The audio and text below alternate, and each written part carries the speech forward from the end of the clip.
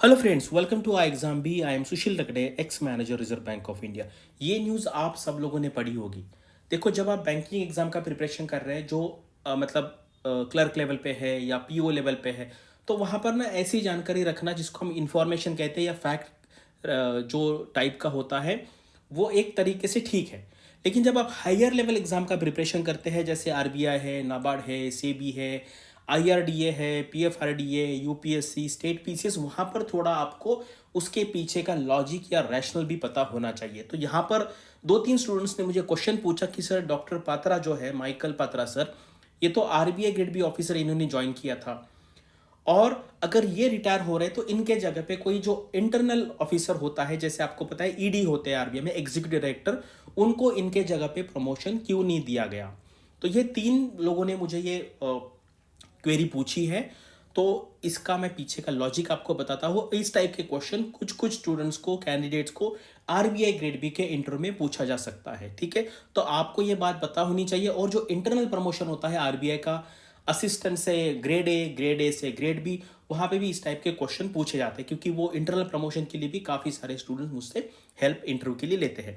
तो चलो हम ये डिस्कस करते हैं और मैं आपको इसके पीछे का लॉजिक बताता हूँ। बहुत कम लोगों को ये लॉजिक पता होगा। अगर आप में से किसी को पता है तो आप कमेंट सेक्शन में लिख सकते हैं। तो चलो यहाँ पे वीडियो स्टार्ट करते हैं। तो यहाँ पर देखेंगे, अगर आप आरबीआई का जो बोर्ड देखते हैं, बोर्ड यानी कि ऐसा लोगों का ग्रुप है कि जो ऑर्गेनाइजेशन को चलाते हैं, रन करते हैं, उनको कहते हैं बोर्ड ऑफ डायरेक्टर्स। उसमें आरबीआई के गवर्नर होते हैं, 4 डिप्टी गवर्नर होते हैं, उसके बाद फाइनेंस मिनिस्ट्री के जो डिपार्टमेंट है, economic affairs and financial services, उसके सेक्रेटरी होते हैं, बाकी लोकल बोर्ड के मेंबर होते हैं, और इंडस्ट्री से 10 लोग होते हैं। ऐसा बड़ा बोर्ड होता है, लेकिन ये 5 लोग हैं सबसे ज़्यादा इंपॉर्टेंट होते हैं। अगर आप देखेंगे तो जनरली मतलब 99% केस में जो गवर्नर आते हैं वो बाहर से आते हैं। एक बार ऐसे हुआ था सिर्फ पूरे आरबीआई की हिस्ट्री में कि जो आरबीआई के जो ऑफिसर थे, जो ग्रेड बी ऑफिसर कहते हैं, उनमें से एक ऑफिसर जो थे वो गवर्नर बने थे, एम नरसिम्हा उनका नाम था। उसके बाद ऐसा नहीं हुआ। और बाकी जो 4 डिप्टी गवर्नर होते हैं, उनका भी एक स्ट्रक्चर जनरली फिक्स्ड है। उसमें क्या होता है कि 2 जो डिप्टी गवर्नर होते हैं वो होते हैं इंटरनल, यानी कि जिन्होंने आरबीआई को as a grade B officer join किया है। उसके बाद थर्ड जो होते हैं वो होते हैं बैंकर, जैसे अभी श्री स्वामीनाथन जय सर है, जो एसबीआई के पहले एमडी थे, अभी वो यहाँ पर बन के आए हैं गवर्नर, डिप्टी गवर्नर। और जो फोर्थ होते हैं उनको कहते हैं इकोनॉमिस्ट। करेक्ट, इकोनॉमिस्ट होते हैं, यानी कि जिनका प्योर इकोनॉमिक्स में जिनका एक्सपीरियंस है, वैसे जो पर्सन होते हैं। क्योंकि आपको पता है कि मतलब बैंकिंग का जिनका एक्सपीरियंस है 30-35 साल का, वो आरबीआई में आएंगे एज अ डिप्टी गवर्नर। जिन्होंने आरबीआई में 30-35 साल काम किया है, जो डिप्टी एग्जीक्यूटिव डायरेक्टर रह चुके हैं, वो बनेंगे। और फोर्थ जो होते हैं इकोनॉमिस्ट। अभी हुआ क्या कि जब मॉनेटरी पॉलिसी कमेटी सबसे पहले फॉर्म हुई थी, तब से लेके डॉक्टर पत्रा सर, मतलब वो मॉनेटरी पॉलिसी से रिलेटेड है। यानी कि जब से वो मतलब पूरा उसका डिजाइनिंग चल रहा था और जब बनी तब से ये मेंबर है। फिर उस टाइम ये ईडी थे। करेक्ट, मॉनेटरी पॉलिसी कमेटी के जो मेंबर होते हैं, आपको पता है उसमें एक गवर्नर होते हैं, एक डिप्टी गवर्नर होते हैं, एक ईडी होते हैं आरबीआई के साइड से, और बाहर से 3 लोग आते हैं जिनको गवर्नमेंट के रिप्रेजेंटेटिव कहते हैं। तो तब से माइकल पात्रा सर वहाँ पर मॉनेटरी पॉलिसी कमेटी के मेंबर हैं। फिर उसके बाद जब सेकेंड मॉनेटरी पॉलिसी कमेटी भी बनी, तो फिर डॉक्टर पात्रा सर का एक्सपीरियंस काफ़ी था, क्योंकि वो डीपीआर डिपार्टमेंट से आते हैं। ठीक है, डीपीआर डिपार्टमेंट से आते हैं। तो फिर उनका जो एक्सपीरियंस है वो आरबीआई को लेना था। जब सेकेंड मॉनेटरी पॉलिसी कमेटी बनी तो फिर उनको डेप्यूटी गवर्नर बनाया गया। लेकिन ये जो पोजीशन है ये जनरली बाहर से मतलब एप्लीकेशन बुलाए जाते हैं। ठीक है, फिर क्या हुआ, डॉक्टर पात्रा सर ने फिर रेजिग्नेशन दिया, एंड फिर जो एक्सटर्नल एप्लीकेशन कॉल किए थे उसमें सर ने भी एप्लीकेशन किया। ठीक है, उन्होंने भी एप्लीकेशन किया। फिर आपको पता है इनका जो सिलेक्शन कमेटी होता है उसमें गवर्नर और बाकी फाइनेंस मिनिस्ट्री के भी काफ़ी टॉप के लोग होते हैं। फिर उनका इंटरव्यू लेके फिर ये डिप्टी गवर्नर बने, क्योंकि इनका एमपीसी में रहना बहुत इंपॉर्टेंट था, क्योंकि फिर वो कंटिन्यूएशन में रहना, क्योंकि सबसे पुराने तो यही थे जो स्टार्टिंग से एमपीसी के मेंबर थे। करेक्ट, इसलिए फिर उनको डिप्टी गवर्नर बनाया गया। जो फोर्थ पोजीशन रहता है इकोनॉमिक्स पोजीशन के लिए, एक्चुअली वैसे देखा जाए तो टेक्निकली ये बाहर के ही है, लेकिन ये अंदर के भी है। आपको समझ में आया। तो अभी वो एज जो है उनका वो अभी क्रॉस हो गया है, तो अभी वो रिटायर्ड हो जाएंगे। मुझे बीच में ऐसे लगा था कि इनका भी चांस हो सकता है गवर्नर बनने का, लेकिन पता नहीं अभी क्या होगा। ठीक है। तो अभी क्या है, इसीलिए ये पोजीशन के लिए अभी एप्लीकेशंस आए हैं, रिक्रूटमेंट इसका होने वाला है। तो अभी मतलब सब लोग एप्लीकेशन करेंगे। इसमें कुछ आरबीआई के जो ईडी है वो भी एप्लीकेशन करेंगे, ठीक है, वो भी एप्लीकेशन करेंगे, जो ईडी है उनको भी बनना है। फिर इंटरव्यू होगा और फिर देखा जाएगा। कभी कभी क्या होता है ना, प्रैक्टिकली वो मतलब प्रोसीजर भी करना पड़ता है ना। मान लीजिए आपको इस पहले से, जैसे डॉक्टर पात्रा सर के टाइम पे तो पहले से डिसाइडेड था कि इनको सेलेक्ट करना है, क्योंकि वो रिक्वायरमेंट थी ना, वो रिक्वायरमेंट है। सबसे पहले क्या होता है, देखो हमारे कंट्री का हित क्या है, आरबीआई का हित क्या है, वो देखा जाता है। लेकिन प्रोसीजर भी करना होता है।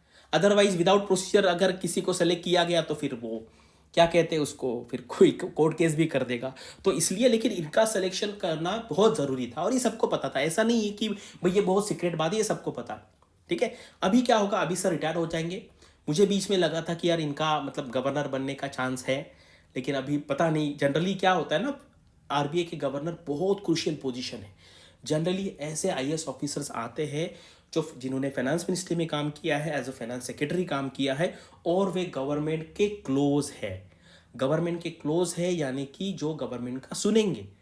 अगर गवर्नमेंट का नहीं सुनेंगे तो फिर टसल हो जाएगा। आपको पता है रघुराम राजन जी के टाइम पे ऐसे हुआ, पहले भी ऐसे हुआ था। एक्चुअली उनका इंडिपेंडेंट ओपिनियन होना चाहिए, मॉनेटरी पॉलिसी, फिस्कल पॉलिसी, वो अगर एक साथ ही हो जाएंगे तो वो अच्छी बात नहीं है, ठीक है। मतलब स्टिल पेपर पे दिखने के लिए तो RBI as a independent body, autonomous body है, लेकिन ऐसा हम नहीं कर सकते कि भाई फाइनेंस मिनिस्टर कुछ अलग कह रहे और डिप्टी गवर्नर या गवर्नर कुछ अलग कह रहे। बीच में विरल आचार्य जी के साथ भी थोड़ा सा मतलब थॉट्स में मिसमैच हुआ था, इसलिए उन्होंने भी बीच में रिजाइन किया।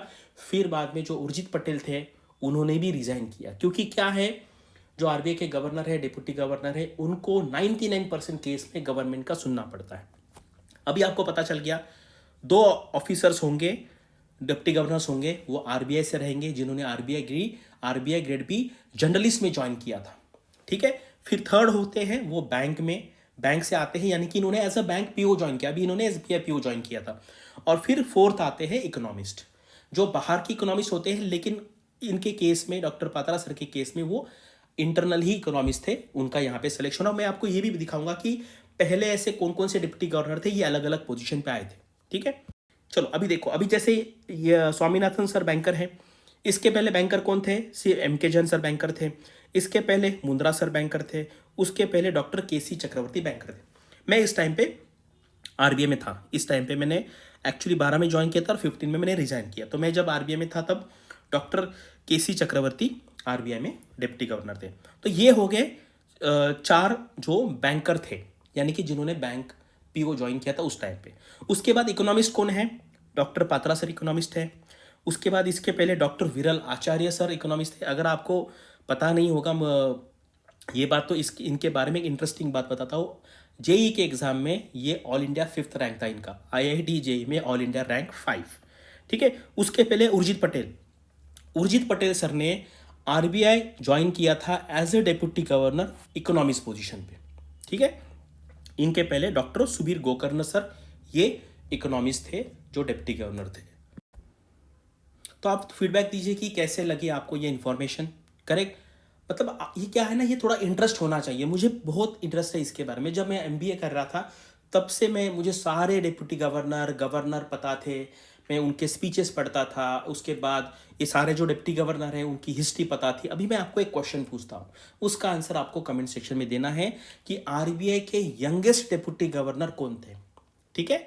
कमेंट सेक्शन में आपको इसका आंसर बताना है। Youngest deputy governor of RBI since Inception, मतलब जब से आरबीआई फॉर्म हुआ है 1935 से लेकर अब तक, ऐसे कौन से डिप्टी गवर्नर थे जो यंगेस्ट एज में, बहुत कम एज में आरबीआई के डिप्टी गवर्नर बने थे। देखते हैं कितने लोगों को आता है। और भी आपको कोई आरबीआई के बारे में, डिप्टी गवर्नर के बारे में कोई जानना है तो आप कमेंट सेक्शन में पूछ सकते हो, या आप आरबीआई के वेबसाइट पे भी आपको ऐसी इंटरेस्टिंग इन्फॉर्मेशन मिलेगी। Thanks for watching this video and all the best for your studies and upcoming examinations.